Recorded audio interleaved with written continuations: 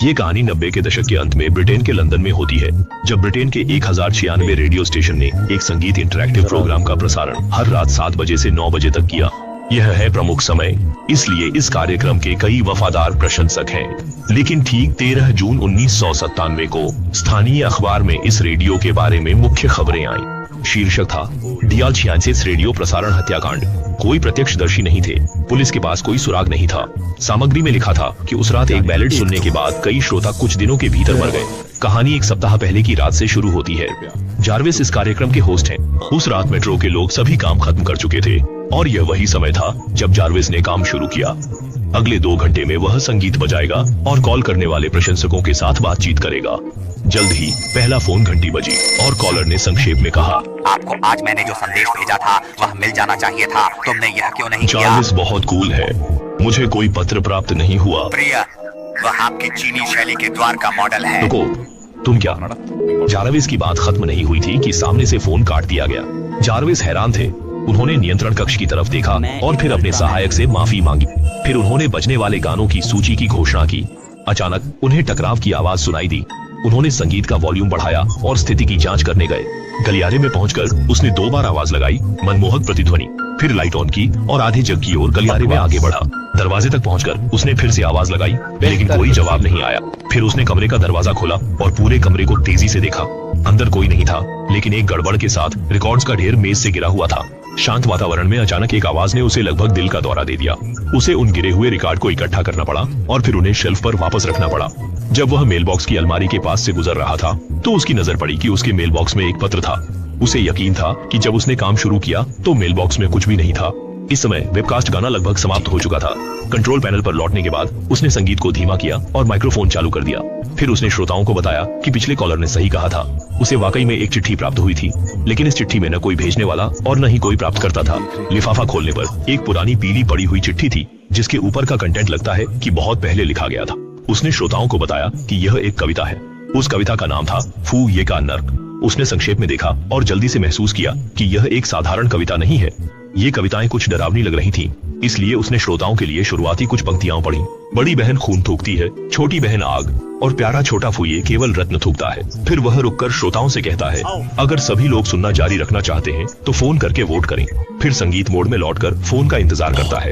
Dating के दौरान करीब दर्जन भर फोन आए। सभी ने उससे पूरी कविता पढ़ने की मांग की। जब उसने आधी पढ़ ली तो उसे एहसास हुआ कि कविता की पंक्तियां बहुत डरावनी है और वह रुकना चाहता था, लेकिन ऐसा लग रहा था कि कुर्सी के पीछे कोई शक्ति है जो उसे जारी रखने के लिए मजबूर कर रही है। तभी फोन फिर से बजा और वह अचंभे से बाहर आया। फोन पर एक महिला थी जो लगभग रोते हुए आवाज में उसे विनती कर रही थी कि वह रेडियो पर यह कविता पूरी न पढ़े। उसने समझाया कि यह फूये का नर्क एक प्राचीन जापानी पूर्वजों के आधार पर है और अगर इसे जोर से पूरी तरह पढ़ लिया जाए तो जार्विस निश्चित रूप से मर जाएगा। उसकी आत्मा नर्क में हमेशा के लिए पीड़ित होगी। जार्विस ने सोचा कि महिला उसके साथ मजाक कर रही थी और उसने उसकी चेतावनी को नजरअंदाज कर दिया। उस रात जार्विस ने रेडियो पर कविता पूरी पढ़ ली। इसके बाद जो हुआ उसको कभी समझाया नहीं जा सकेगा। लंदन शहर में अगले कुछ घंटों में कई दुर्भाग्यपूर्ण घटनाएं हुई, लेकिन यह कभी तय नहीं हो पाया कि कितने पीड़ित उस कार्यक्रम के श्रोता थे। जार्विस को लगा कि यह सिर्फ एक संयोग है, लेकिन आने वाले हफ्तों में कई नागरिक अज्ञात दुर्घटनाओं का शिकार हुए। वे विभिन्न व्यवसाय से थे, कुछ बीमारियों से ग्रस्त थे, कुछ सड़क दुर्घटनाओं में थे और कुछ बिना किसी संकेत के मर गए। उस रात इस कविता को पढ़ने के बाद बहुत जल्द ही चुप्पी छा गई। खुद गार्ज अपनी नियंत्रण कंसोल पर मृत पाए गए। उनका पूरा सिर नहीं था, गर्दन भयानक रूप से गिर गई थी, काटा गया था। लोग खुद को बहुत असमंजस में महसूस कर रहे थे। घटना स्थल पर उसका सिर नहीं मिला। कार्यक्रम इस कारण से 1 हफ्ते के लिए बाधित हो गया। बाद में इस कार्यक्रम को जार्विस के सहकर्मी जेनविस ने संभाला। प्रसारण समय अभी भी शाम 7 से 9 बजे का ही था। जेनविस ने नियंत्रण पैनल खोला और श्रोताओं के सामने जार्विस को याद किया। फिर पुराने पीले पड़े कागजों से बनी एक नोटबुक निकाली और एक संक्षिप्त प्रार्थना पढ़ी। मैं एक विक्षिप्त मनोरंजन पार्क प्रबंधक हूं और मेरा सबसे बड़ा सुख उन राहगीरों को देखकर होता है जिन्हें डराकर हिला देता हूं। उस दिन जब मैं काम खत्म ही करने वाला था तो एक दंपति आए। मैंने उन्हें बताया कि मैं उनके लिए आखिरी गाड़ी भेज रहा हूं। वे रोलर कोस्टर पर चढ़ गए। मैं उन्हें डर से थरथराते हुए देखना चाहता था। उन्होंने वास्तव में मेरी प्रशंसा की और कहा कि आज उनका 100वां सालगिरह है और वे यहाँ विशेष रूप से रोमांच के लिए आए हैं। मैंने उन्हें खुशी से खेलने की बधाई दी और पूछा कि वे क्या मना रहे हैं। उनमें से महिला ने कहा, हमारी पृथ्वी में 100 वर्ष इस बार मेरी बारी थी डर के मारे पेशाब कर देने की। मैंने पीछे मुड़कर चलती हुई रोलर कोस्टर ट्रैक की ओर देखा। आधी रात को केवल वे लोग बाहर आकर डराने लगे, लेकिन जब रोलर कोस्टर वापस आया तो मैं पूरी तरह से डर गया।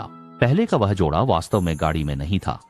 मैं निगरानी कक्ष में जाकर निगरानी की जांच करने के बाद देखा कि स्क्रीन पर केवल मैं ही था, खुद से बातें कर रहा था और फिर बिना यात्रियों के रोलर कोस्टर चालू कर दिया। देखने के लिए धन्यवाद। पीछे एक छोड़ा हुआ मकान है। जब भी मैं वहां से गुजरता हूँ मुझे मकान से पीपा जैसी आवाज वाली विद्युत ध्वनि सुनाई देती है। मुझे याद है कि माँ बाप ने मुझे बताया था कि उस पुराने मकान में दशकों से कोई नहीं रहता। इसलिए मैं हैरान हूँ कि जब वहां इतने सालों से कोई नहीं रहता, क्यों अब तक हमेशा अजीब आवाजें आती हैं। मुझे थोड़ा चिंता हो रही है, कैसे कांप रहा है।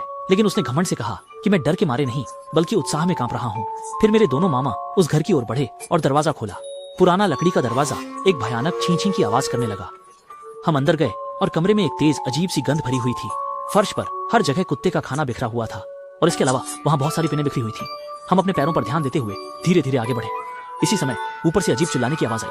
दरअसल हमें इस पर ही बाहर निकल जाना चाहिए था, लेकिन हम अपनी जिज्ञासा को रोक नहीं सके और हमने कदम बढ़ा दिए। सीढ़ियां चढ़कर हम धीरे धीरे दूसरी मंजिल पर पहुंचे। अजीब चिल्लाने की आवाज बिजली जैसी आवाज में बदल गई। दूसरी मंजिल के एक कमरे में एक आदमी की आवाज गूंज रही थी। वह चिल्ला रहा था कि वह मत खाओ, ये खाओ। हम धीरे धीरे कमरे के पास गए और अंदर झांक कर देखा। चौंक गए कि 3 लोग कुत्ते की जंजीरों से बंधे हुए जमीन पर घुटने टेक कर बैठे थे। उनके पूरे शरीर पर।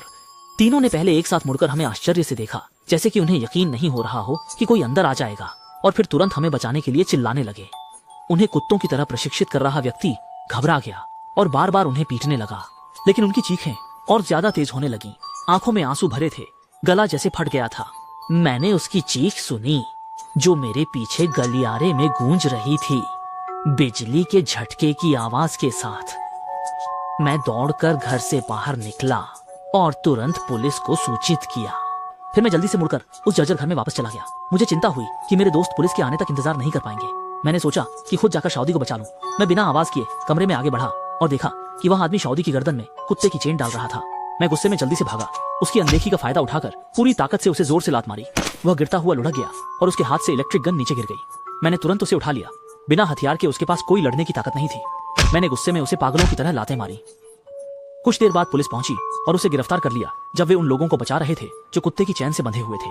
पुलिस ने चौंकते हुए देखा कि उन लोगों के हाथ और पैर जमीन पर जोरदार गोंद से चिपकाए गए हैं, शियाउड़ी भी, और वह रोने वाला था। पुलिस के पास कोई और उपाय नहीं था, इसलिए उन्होंने पेशेवर बचावकर्मी बुलाए। अंत में सभी को सफलतापूर्वक बचा लिया गया, लेकिन उन्हें कैद के दौरान लगातार पीटा गया और प्रताड़ित किया गया। वे सिर्फ कुत्तों का खाना खा सकते थे। उनका शारीरिक हाल बहुत खराब था। लगता है कि उनको ठीक होने में बहुत समय लगेगा। पुलिस ने उस आदमी से पूछताछ की और उससे पूछा कि उसने ऐसा क्यों किया। आदमी ने गंभीरता से कहा कि मैं तो बस लोगों को पालतू जानवर की तरह पालना चाहता था। मैंने कोई हत्या या चोरी नहीं की। कोई नहीं जानता अंदर क्या होगा।